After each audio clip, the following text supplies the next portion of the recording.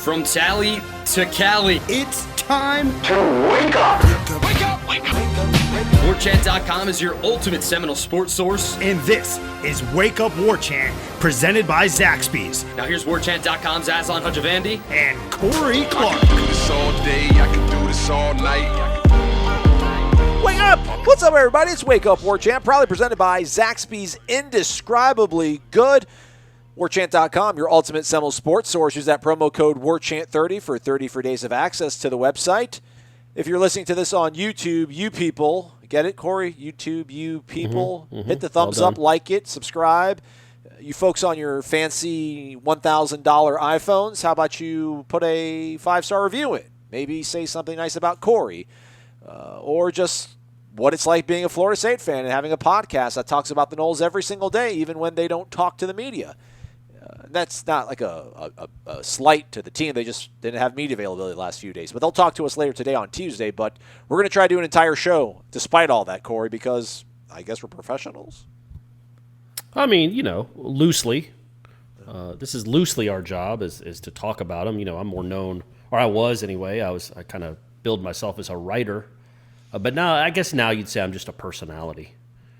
And you're a personality. So I think we're Florida State sports personalities. Are you in that sort of Bill Simmons mode where you, I don't want to say cut your teeth, but you kind of rose to prominence as a writer, and then now you're finding yourself as this sort of multimedia personality, and what made you great, what turned the masses into an adoring crowd, now really kind of no longer get the no, because you keep writing. What am I talking about? Simmons just doesn't write. Yeah, I still write. I write more right. than Simmons does, for sure. And I'm better in podcast form than he is. Absolutely. Obviously. I mean, can you imagine what we would do with the guests he gets? Jeez. And all he wants to do is compare everything they've done in their lives to Rocky IV. And it's like we could ask real questions. If I had Michael B. Jordan on my podcast, I would ask him.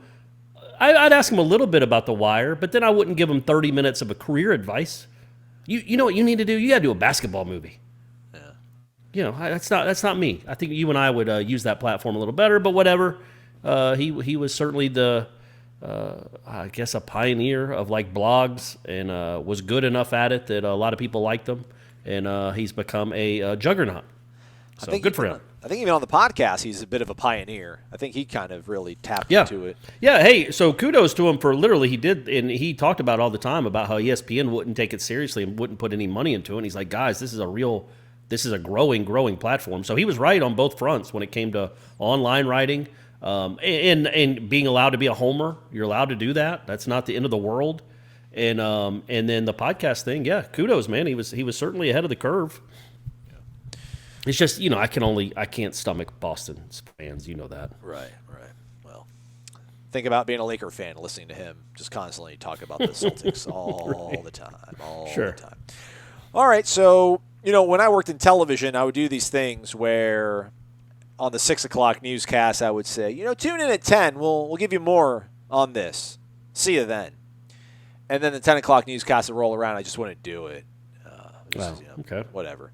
And then my main anchor was like, hey, you can't promise people something at 6 and then you don't deliver. And I'm like, but, the studies show that people don't watch both shows. Like the most dedicated news watcher only watches about 90 minutes of news programming in an entire week. Well, still, there's some, like my mom, that do watch both, and you don't want to make promises that you don't then, back up. By the way, when you would do that, would they have would they break into Law and Order at 10:26 and say, coming up on the 11 o'clock news, and Aslan Hodges with sports? Is that what they would do? Yeah. Well, they wouldn't break into, but during the commercial break. That's what I mean in the commercial breaks, yeah. Yeah, the tease would be like, coming up on 16 WAPT News at 10 o'clock, Ole Miss looking to build off their win against Alabama, find out how they're tapping in to the Tide's success and doing hottie-toddies all over Oxford. We'll see you later at 10. Yeah, and Storm Smith will tell you if you're going to need an umbrella this weekend. Exactly. Oh, it's the same thing. I remember my meteorologist would just be like, it's just the same thing, because you'd have literally there's 10-second topicals, 10-second teases, and I mean, what can you do in 10 seconds? It was just, will you need an umbrella or will you need sunscreen? Find out. See you at 10. You know, Or just get on your phone. There's only get so on many, your phone and look. Oh, man, television. What a great time. But anywho, I got myself into trouble. Well, not really trouble. I don't think anybody would have remembered. Nobody remembers anything on the podcast. That's the beautiful thing about this, Corey. All the things that we say, I don't think anybody really remembers any of it. They disappear into the ether. It does. But I mentioned I was going to do maybe some studying on Josh Kaindoh and who he's lining up against. So I actually was a nerd and did that for about an hour and a half of my Monday evening. Okay. Sat here, looked at Pro Football Focus, looked at depth charts. Shout out, by the way, not even really shout out, just what a clown show. We better beat this team. But Georgia Tech doesn't release a depth chart, Corey. I don't know if you realize this or not. They released what they call the ATL, above the line. Quote, and this is actually in the game notes for Georgia Tech. Since he was first asked about depth charts in two deeps, Georgia Tech head football coach Jeff Collins has insisted he does not believe in them. He coaches his student athletes to be above the line. Those who are above the line are ready to play and can see game action, while others work to get to that level, in place of a traditional depth chart that often omits some student athletes who see game action and lists others who seldom enter the game. The ATL is updated on the Thursday of each game week. So it just lists offensive line and then like 10 guys, not alphabetical order. I think it's numerical order is what they put them in. So it was kind of difficult to find out the depth chart for Georgia Tech, but I did dive in there. So the two things we're going to talk about today is Josh Kaindoh, again, because we don't really have any new information to discuss. Maybe, enjoy. That's not going to keep people listening. You need to say that in the 28-minute mark, we're going to drop something crazy. Yeah, and you need to don't fast forward though, because we're going to build up to it. Yeah. But at about 28 to 29 minutes, it's going to be a reveal that you won't believe. Well, we'll talk about this a little bit, and then I thought maybe this would be a good time to dive back into discussing perhaps 2009 versus 2010, and then 2019 or 2019 versus 2020, like that. You mentioned it, I think, a few months ago. A couple of the subscribers, listeners, shout out to them, also kind of started subscribing to that. And I thought it was a really good sort of juxtaposition to maybe look at this program through the lens of what happened in 2009 to 2010, the jump you made there, and then maybe you can do something similar this year. But before we get into all that, how about we go to the Tribal Council?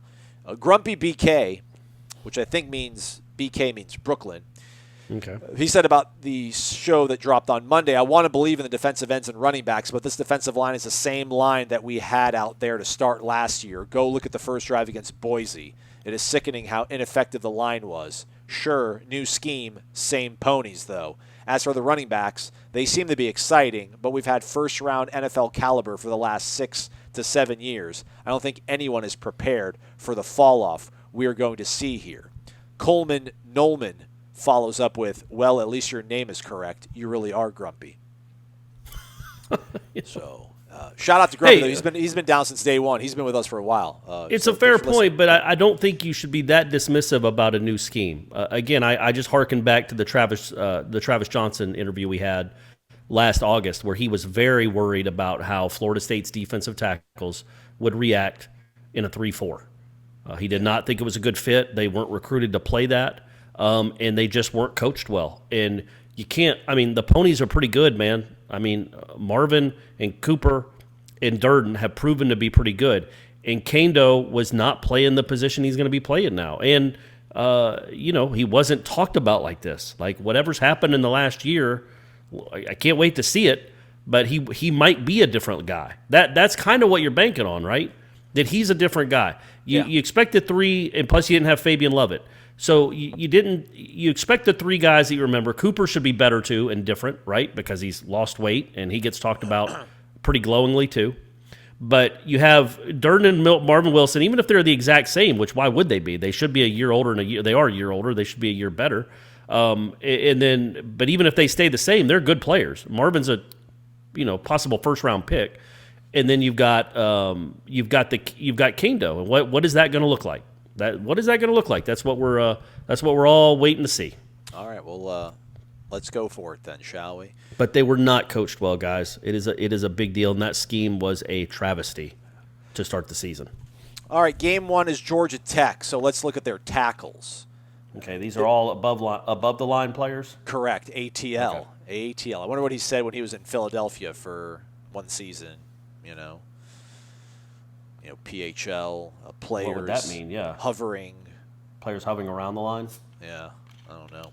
Anywho, glad to hear you're still drinking carbonated beverages. I think you're welcome. Can we get that's the thing. We're just going to every show. It never even bothered me until Ira tweeted about it, and then now I'm like, Corey, why do you have to constantly? Hey, quit being a baby. Quit being a baby. It's part of the charm of the show. Okay, Georgia Tech. Their 2 best graded tackles. Now I didn't look at guards. I just looked at tackles.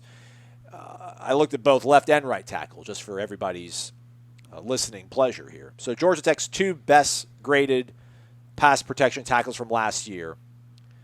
One of them actually moved to defensive line. The other one graduated.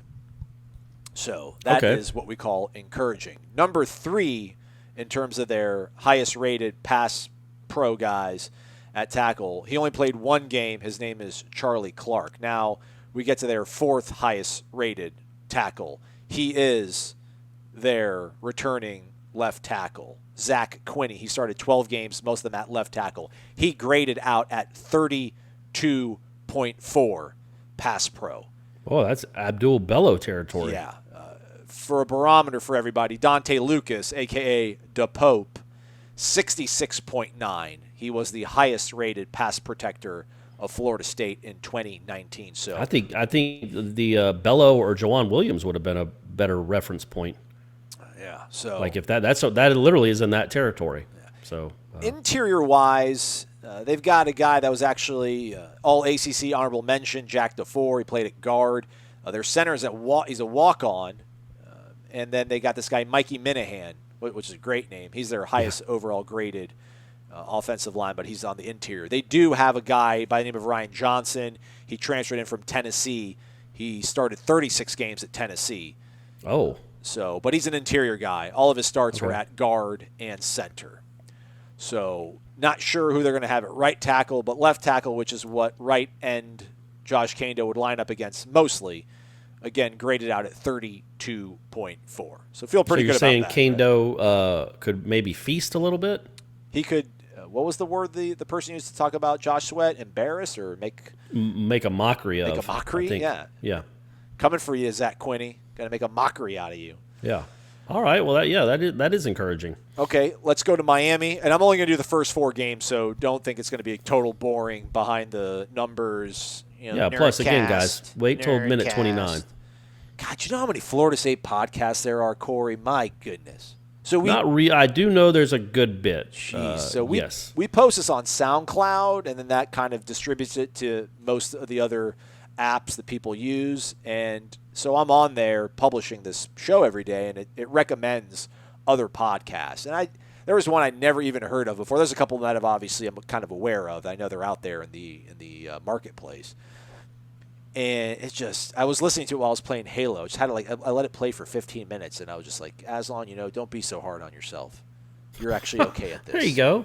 Sometimes I'll do that. I'll just read other sports writing. I'll be like, you know what? I still got it. I still got it compared to these guys.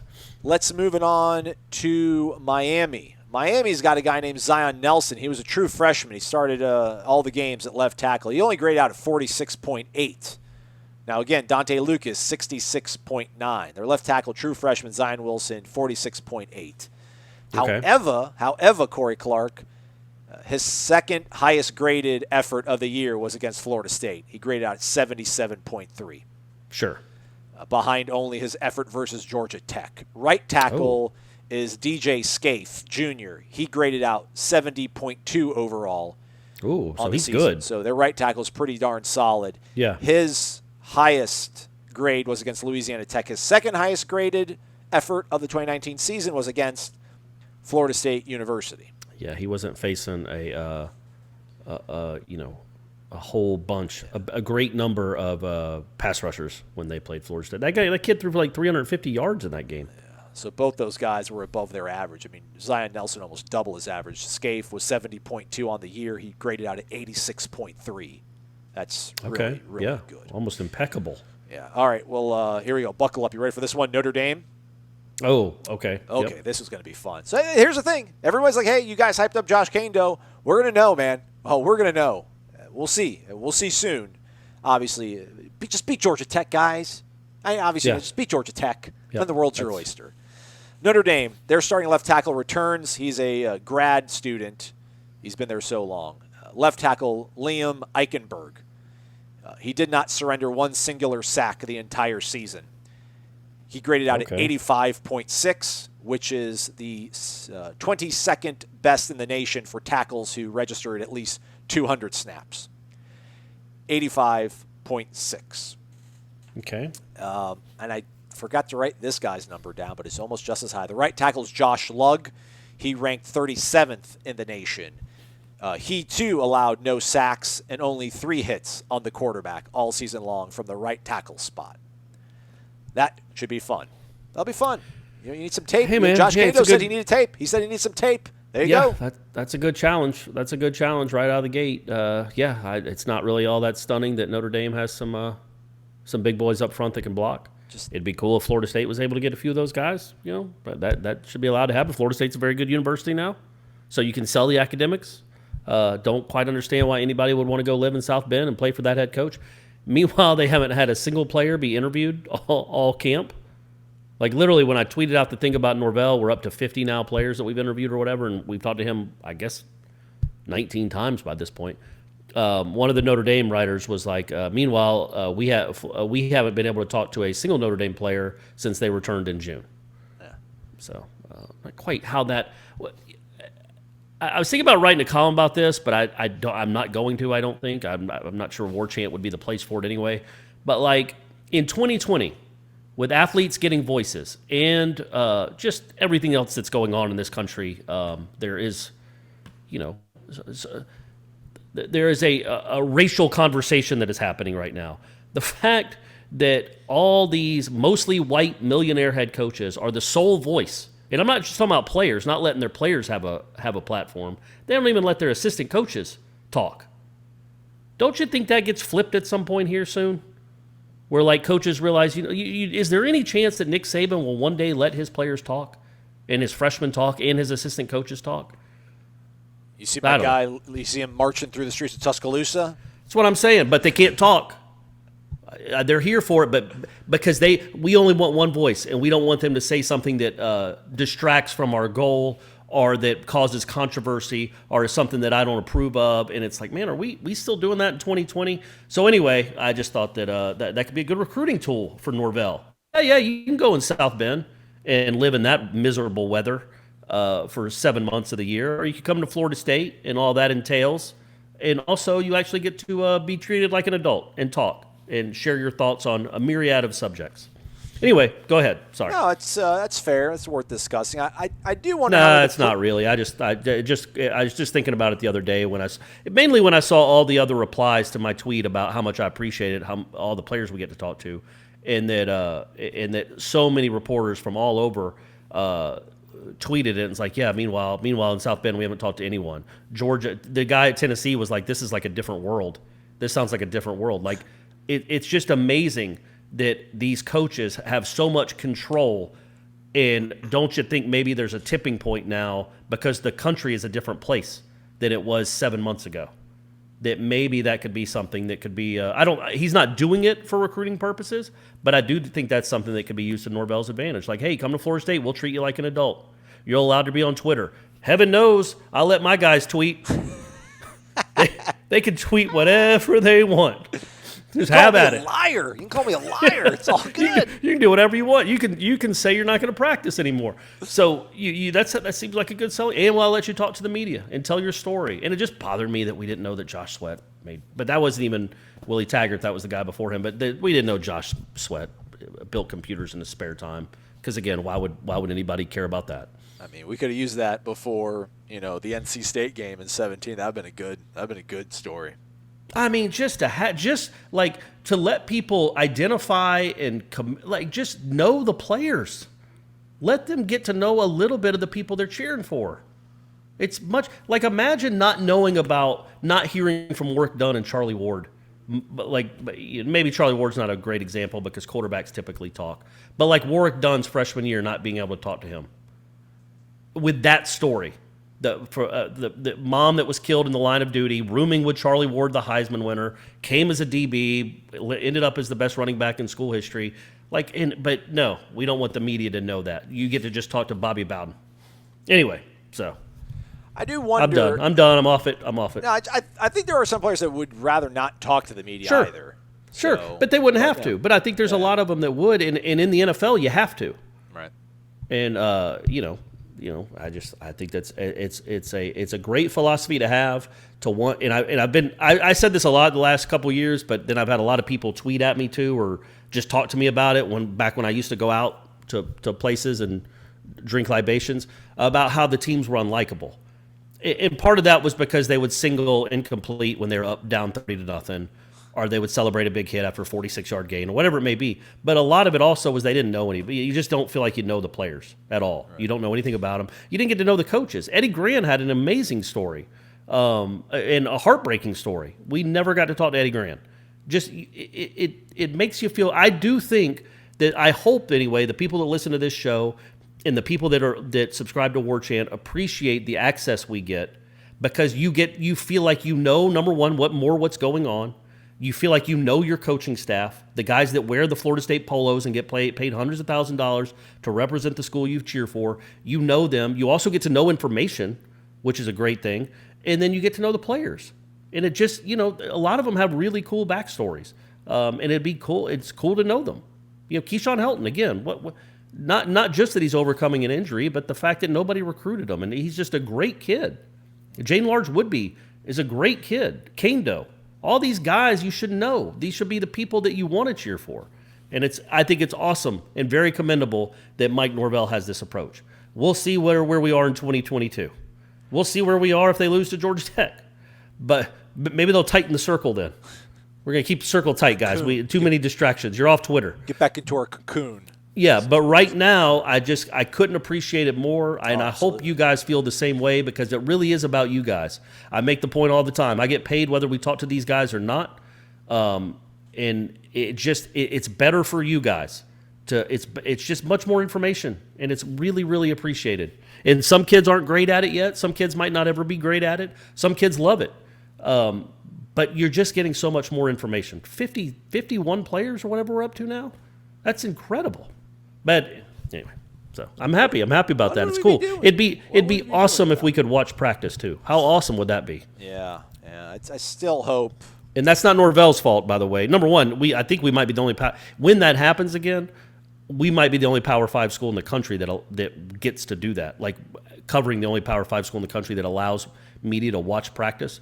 But I'm fired up about that too, because that will happen eventually, and that'll be really neat. It would be nice, but I'm not counting on it, would be that if they had like a final scrimmage or a final walkthrough before Georgia Tech, that they would let you guys go and watch it in the press box so that you could kind of maybe get used to the new assigned seating and the way they're going to have the procedures and the protocols for the press box. That'd be kind of like a nice gesture, like, hey, you can come watch it. Also kind of get that's all right. But yeah, that's I mean, right. they don't. Tallahassee. So you tell the people we got the media protocols now. Right, yeah. Well, people don't care about that. You always say that people don't care about it, but then I'm like, I think people do care about our jobs a little bit. Well, I don't think they want to hear about lack of access necessarily, although they just don't. I've never gotten the impression that they care that much about it. I think the reverse, though. They do care about it when you get good access. Yes. Well, they really care about that. They just don't want you to complain about bad access because people, for some reason, think that has an outcome on football games, and it doesn't. But a lot of them maybe don't understand that. Well, when the media has bad access, that means we don't get to know as much information, and we don't get to know the players. So hopefully people are understanding how cool it is to have this kind of access. But when it comes to I think it's interesting to know like that videographers and photographers will not be allowed on the sidelines at all. No, not even your local television person, not even your local TV cameraman. Yeah, just won't be allowed on the sidelines at all. So the sidelines will be completely empty of any media members except for one pool photographer? Right. And then the press conferences will be done via Zoom. Correct. We could be in the press box, up to 40 of us, socially distanced, and that's the only place we can go. We can take the elevator up to the press box and the elevator down the parking lot essentially, and that's all the media is allowed, which is fine. It's not a complaint at all. But we'll be there, but we won't be able to. They won't have press conferences, not even like on the field or anything. They'll just strictly be Zoom. So the people that aren't allowed at the game, and what did they say? Only 5 visiting media. 3 to 5 seats. Most FSU opponents plan to have 3 to 5 seats available for traveling media. Yeah. So the Corey and Ira show not hitting the road in 2020 sounds like. Were those ACC policies or Florida State policies? It said that many of the guidelines in this document are based on the ACC football game operations manual. Oh, okay. It goes to say that most FSU opponents plan to have just 3 to 5 available. The weird thing is that they're not going to have there won't be season-long credentials, and you have to pick it up on game day, every game day. I mean, I thought the whole point of this was like to have less contact. So like 6 times you're going to have to, Just don't spit on anyone when you're picking up your pass. Right. Or I wonder, would you go to a game? I'm probably not going to go to a game this year. No, I probably won't. I feel like you should. Like we could alternate. It really, honestly doesn't matter, does it? Like I can't. I'm fine. I don't like watching home. I think we should always have somebody watching from home. I really do. I'll be that guy. I mean we're gonna have to have it. We're gonna have to have like 2 people at least watching from home. And I do want. I mean, I can't see anything from the press box. I'm always like, who was that? But because the numbers have been so hard for me to read lately. But did we get a glimpse of what the uniforms are going to look like, Aslan? Oh yeah, on Monday. Yeah, man, white numbers, and like garnet, right? That looked like some real garnet. I don't know if it's the color balance on the camera, the lighting. It's hard to say, but it did look Dunn-esque. It did look Jameis-esque. It was that deep. Dark, just passionate garnet. It wasn't the purple that we've been seeing lately. It was a nice. Yeah, it looked more. It didn't look completely like Boston College. Right. So the white numbers are back, and maybe a return to a closer shade of garnet that we're all accustomed to, that we all grew up on, that we all fell in love with, right? Because I can't see anything from the press box. So I guess I'll go to games, but heck. If you're only going to be in the press box, like Ira has to be in the press box because my man is the sideline hawk. Oh, yeah. Like, I don't know that he actually watches the football plays, but I know that he watches the people on the sideline, so he obviously has to be there. But I think the 3 of us, Eugene and I, can just alternate if we want to. It doesn't matter, really. Especially because the Zoom, I guess you want to hear the crowd? I don't know. Like... I don't know what the benefit would be to being at the game if you can't then talk to the people, there in person. You'll be doing it on Zoom anyway, so it's gonna be interesting. We're gonna have to have. I guess we'll have to have a war chant meeting about who's going and what we're gonna be trying to do in the press box. All right, we'll figure it out.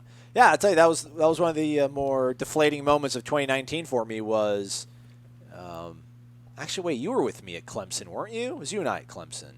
Yeah. But yeah, I remember when I told Ira about the fact that, I was watching my binoculars and I saw the whole, not fiasco, but just the chain of command work when, like, an interception was thrown, and I mentioned this like a week ago or whatever. Yeah. Like, Browse didn't know what quarterback to go to. So I saw this whole, like, all the machinations happening of Willie Taggart offense in terms of who we're going to throw out there for quarterback the next drive. And I remember telling Ira about it, and he just seemed so, like, whatever, I don't care. And I was like, man, like, I thought you would appreciate this, boss. Like I think you're projecting there. I don't think Ira would be like, I don't care.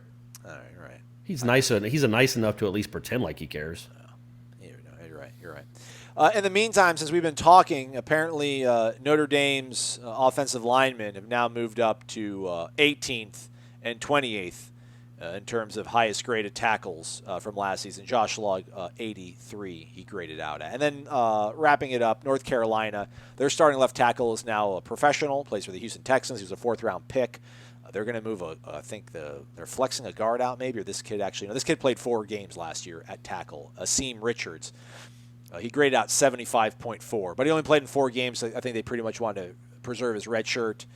The only game of note that he played was against NC State. He graded out at 67.2, which is okay. But I went back and looked at Florida State versus North Carolina State, and there were 3 guys on Florida State's roster that graded higher than 67.2 against North Carolina State, including Mike Arnold, RIP, and Brady Scott, and I think Dante were the guys that grade out higher than that. And then their right tackle is a guy, Jordan Tucker. He's a junior, 75.7. So that's manageable.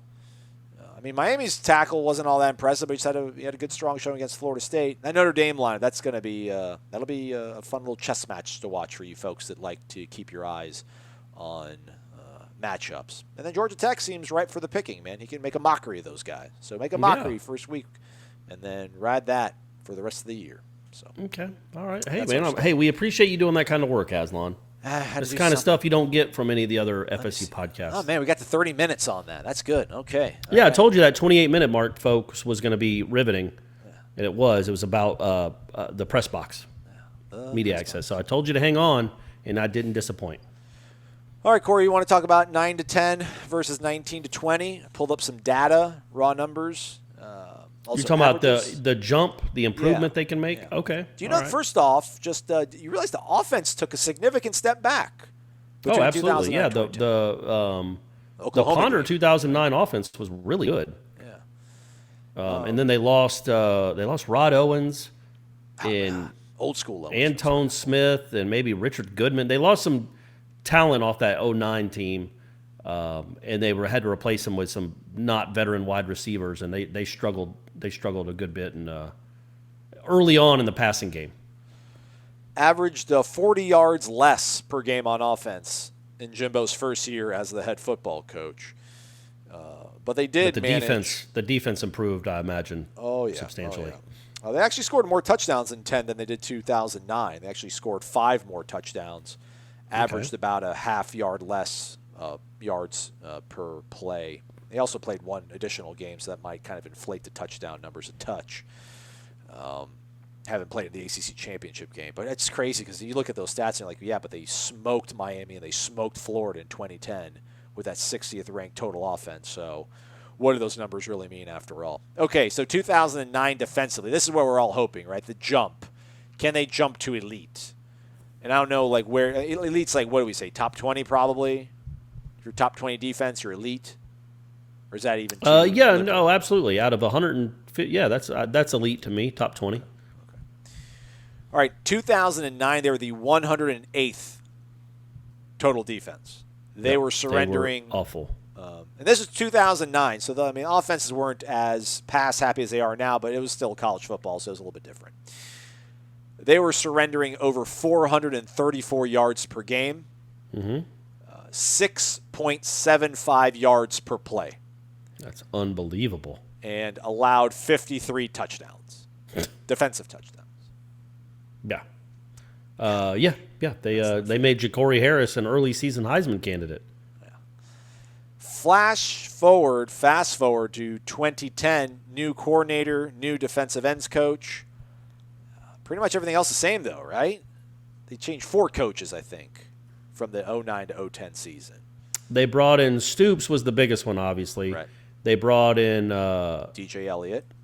Didn't they bring in Hudson, too? Oh, yeah, Huddy. Linebackers coach. Yeah, there you go. That's right. Charles not Charles Kelly. Charles Kelly wasn't then. So, they had three new assistants. Well, then there was somebody on offense because they replaced Dexter Carter. Then maybe Eddie Grand finally came over. That's right. Mm-hmm. So that was the 4th one. Okay. But that was offense. Anyhow, focusing on defense. So they go from 108th in 2009 to 42nd in 2010. Yep.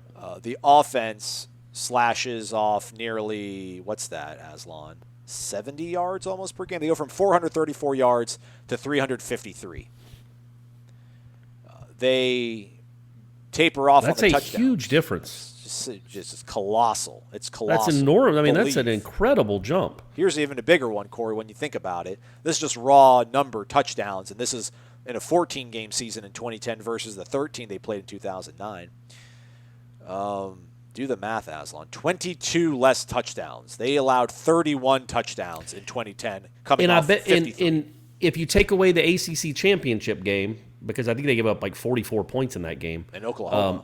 To Virginia Tech. No, I'm saying because you shouldn't penalize them for playing an extra game when one of them was an ACC championship game. I gotcha. So if you take that one away, that's probably five less touchdowns they gave up through the other 13 games. Yeah. So what would that be? That's 27 less touchdowns over a 13-game stretch? 26. Oh, yeah. I mean, that's crazy. Yeah. With a lot of the same players. Yeah. And the yards per play went from 6.75 yards in 2009 rather, went to under 5 yards per play, 4.92. Yeah, that's an incredible jump. That's amazing, man. And I'm not saying that we should predict something like that. But I do think what you had in 2010 was you had LaMarcus Joyner was a freshman, a true freshman. He didn't make maybe an enormous impact on the team that year in the games, but he certainly made those guys compete harder in practice. They had to earn their jobs because we all knew how much Jimbo liked LaMarcus Joyner, and that if you screwed around and didn't practice well, 20 might be starting. So you had kids that were young but were hungry, but talented. That's a nice combination. That's a big deal, and I think there's a potential for that kind of jump. I do. I think the talent. What changed from 2009 to 2010 player wise, like contributor wise? Like obviously Xavier Rhodes started after redshirting. LaMarcus Joyner was on the team, but there wasn't like a huge influx of talent that played that wasn't on the team in 2009. They just grew up, and they got continually better. I thought, other than the Virginia Tech game, I thought they got continually better as the season wore on because they were well coached. And everybody knows what I feel about Mickey Andrews, how much I admire him, and how much I understand what he meant in Florida State history, and that I'd be okay if they renamed it Mickey Andrews State. You guys know how much I like that guy and what I feel about him. But the jump from retiring Mickey Andrews to young and hungry Mark Stoops was an enormous disparity. And coaching matters, mindset matters. Also, the guy at the top. It all starts at the top too. And people know I've criticized the guy plenty, but a retiring Bobby Bowden versus a young and hungry Jimbo Fisher. You can have flips like that, man. You can flip the mindset that quickly, and you can flip the productivity in a matter of 8 months. They went from, that's got to be one of the worst. It's definitely the worst Florida State defense of all time. It might have been the worst defense in all of Power 5, to a team that knocked Marcus Lattimore out of the game 11 months later. Just saying, it's a possibility, folks. Suck it. I'm trying to pull up like the defense to kind of look at who we have different. God bless the folks at Knoll Fan, by the way. Shout out. Do God's work. It's crazy. They had the same amount of All-Americans in 2009 and 2010, and they had one less All-ACC guy, which is quite bizarre when you kind of think about it. But they had Greg Reed, Xavier Rhodes, obviously LaMarcus, but LaMarcus wasn't playing a ton. Nick Moody was on that team. Nigel Bradham was on both those teams. Yep. Kendall Smith, which is a good linebacker. Dakota Watson was on the 2009 team in 2010. Mike Harris is a guy that they brought in. That was a new sort of lift to the secondary, obviously. I think Marcus. I don't know if Marcus White was around 2009, but I don't know if did he was. Jenkins, Yeah, Jenkins he was. Jenkins had 21.5 tackles for loss. Jenkins made a huge jump. Yeah. Again, that's the kind of thing you're hoping happens. Now, I don't think he even played in 09. Keep going, Corey. We're almost coming full circle. That's what I was going to say, but that's the leap you hope happens with Kaindoh. Yeah. That kind of, that was a guy they didn't have in 09 that they had in 10. That's a huge difference. Bjorn Werner, again, was a true freshman, so he wasn't playing a ton, but it was that competition too. Werner and Jenkins made all the other defensive ends better. Like Werner and LaMarcus Joyner and Telvin Smith. Correct. Those guys made everybody at their position groups better because, number one, they brought it every day. They were talented, and they were pushing for playing time, and they were hungry. It's that competition and practice that breeds better competitors in games. But when you look at personnel from 09 to 10, it didn't change that much. No, and the changes that were made, it was, Xavier Rhodes was good right away, but he was you had Patrick Robinson in 09, who was a first-round pick. Yep. So it wasn't like it was addition by subtraction with some of these guys. Dakota Watson was a good player. He played in the league. They were coached better. I don't know how else to put it. They were coached better, and that can really matter. Man, in 2009, Brandon Jenkins was in 12 games, and he had 3 tackles for loss. And then fast forward a year ahead, and and he plays in 2 extra games, and he gets 21.5 tackles for loss. 13.5 sacks. Yeah, he was a monster, man. That's fantastic. That's the kind of stuff that makes you excited about things. Now, last year, I don't know, it's kind of somewhere in between. But I don't know, maybe it's not as in between because, offenses have actually come a long way in 10 years. But they're 90th in total defense. They allowed over 424 yards per game last year. Right. 5.31 yards per play. So, and 40 touchdowns. So you're not even asking to move from that. You talk about 2009 and just how barren that was. And 2009, 10 more yards per game you were allowing, 13 more touchdowns you surrendered, and nearly 1.5 yards more per play. So you just have to move off of that baseline. And if they did it once before. Yeah. And that's the reason for optimism. I'm not saying it's going to happen. Not saying history is going to repeat itself. Not saying there's any sort of 10-year symmetry between these two things. But maybe these grumpy BK, as we come back to you about why believe in these things. Why not, I guess, is the retort to that. Not that you don't want to believe in it, but I think you're bringing up a fair point. I'm just countering it. Yeah, what does it hurt to believe, right? Yeah. You know what I mean? What harm does it do? It's like wearing a mask. Even if you don't think it does anything at all, what harm does it do? You look cool. You get to have a cool design on it. Shout out to all of Brady and his classmates. We'll be going back to brick and mortar on Wednesday. Let's go. Up in Gwinnett County. Let's go. So we're hoping that goes well.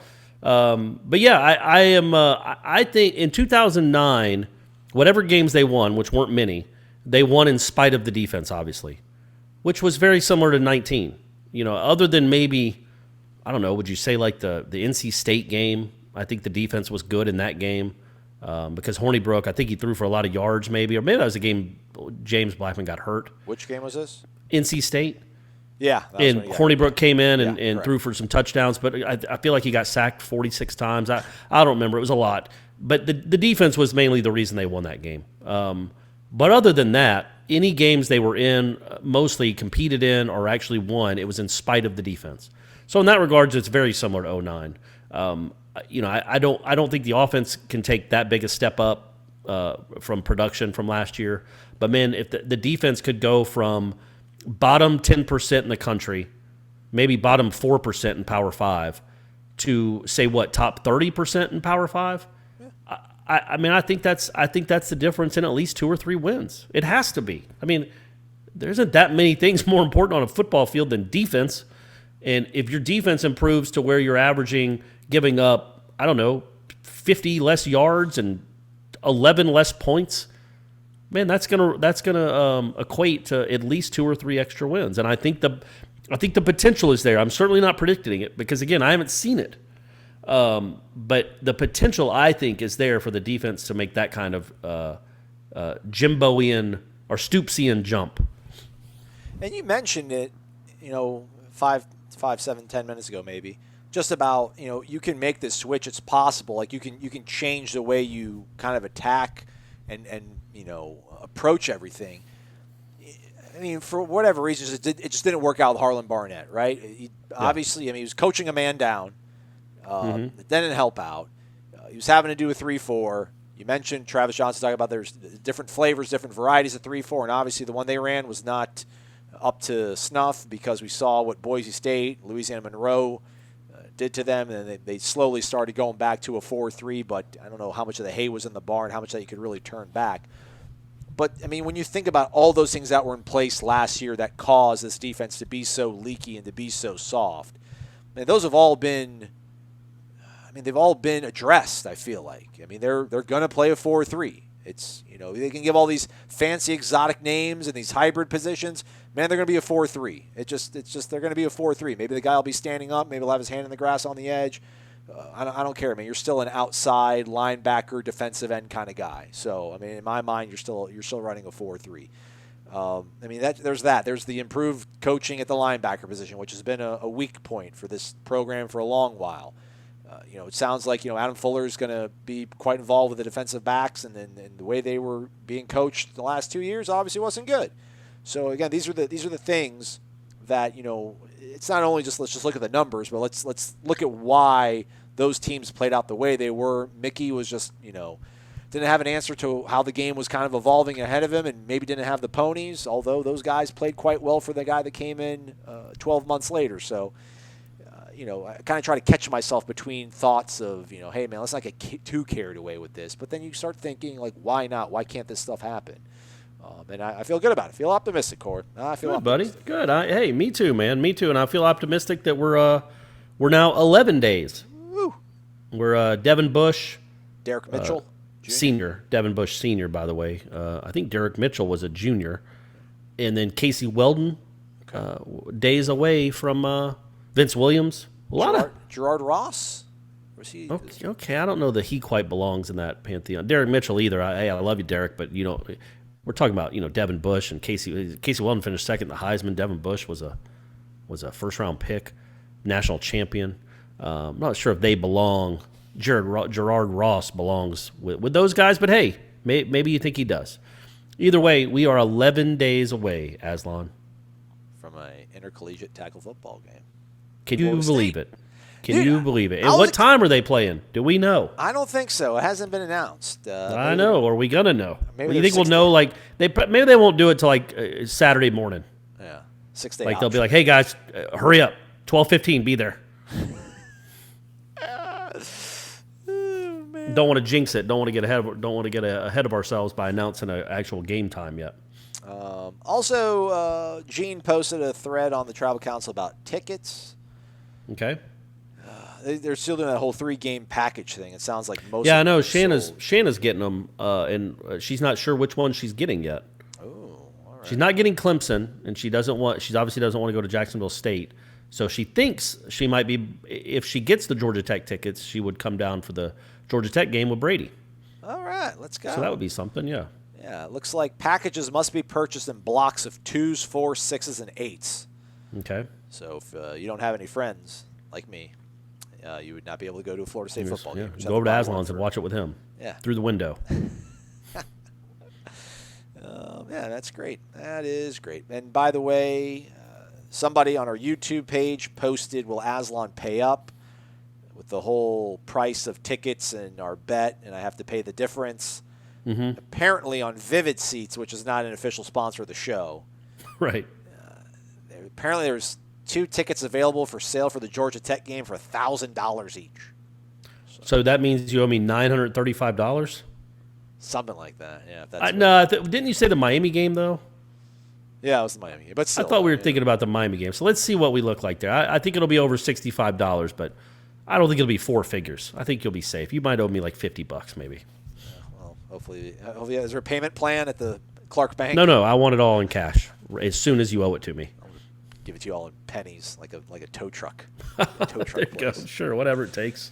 Okay. All right, we're going to talk to the coaches and selected players. You have the schedule in front of you, Corey. I'm going to pull up on my phone here. I'm going to pivot. Oh, kept it in there. I'm going to pivot to my email and try to get it. So we'll be speaking to them at 11 a.m. And it's going to be the 1st of 11 a.m. September. Yeah, that's right. 11 a.m. today. September. And we're in September. That's right. That's why it's incredible. What a year! What a great year 2020's been. Yeah. So we've only got 4 months left. And Corey's got his computer back. In case you can't tell, his audio sounds absolutely impeccable. So you'll have your computer for full dispersal of your talents in terms of live stenographing. And I'll be able to put on a show like I'm apt to do during these press conferences. So that'll be great for everyone involved. All right. Thank you so much for listening, everybody. I need to figure out how to end this show on a higher note, but, you don't need all the pomp and circumstance. Hey, 11 days. 11 days. That's how we end it. We're 11 days away. G. Ross! Warchant.com is the ultimate inside source for FSU football and recruiting. And now you can get in on the action for free for an entire month. Warchant.com is offering a risk-free 30-day trial subscription. Get full access to the #1 website covering the Seminoles just by entering the promo code WARCHANT30. That's WARCHANT30. Sign up and get in on the world's most active FSU message boards. Receive breaking news, stories from our award-winning staff, plus get exclusive interviews and videos. Just enter the promo code WARCHANT30. Warchant.com, your ultimate Seminole sports source.